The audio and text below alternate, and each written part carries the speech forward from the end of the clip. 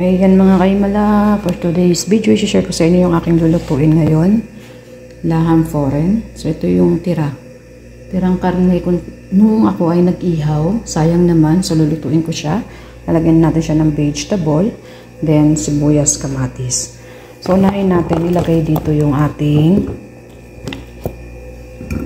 patatas. So ilagay yung patatas.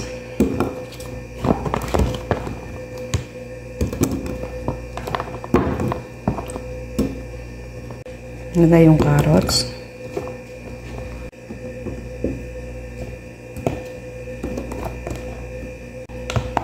Ilagay natin yung bagu beans. Ilagay natin ng bell pepper. Then, sili. So, after nyan, ilagay natin yung karne. So, marinated yung karne natin. Yan, ilagay natin siya dyan.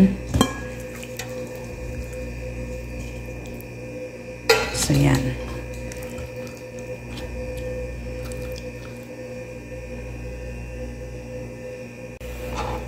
Add natin yung ating sibuyas.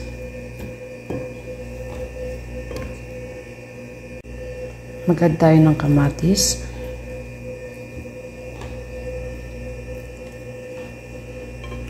Ayan. Sabaw na ito, gagawa tayo ng sauce. Lagay tayo ng tomato paste. Lagay tayo ng Arabic seasoning, baharat.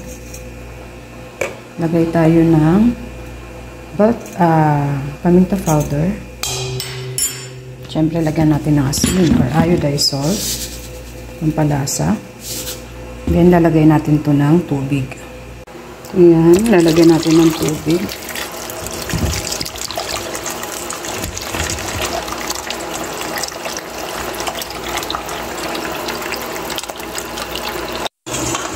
Then, syempre, haluin natin ito ng mabuti.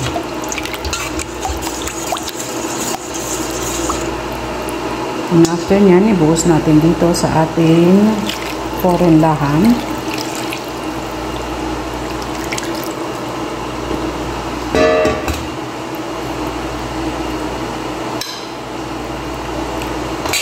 Ayan. Then, salang natin siya sa foreign.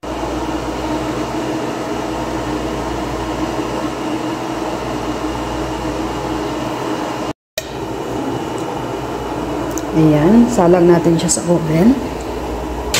So, hayaan natin siya dyan maluto. Ayan, check natin yung aking niluluto. So, ayan na itsura niya. Balik rin lang natin mga kayo. Para mas maluto pa yun. Diba? Ayan.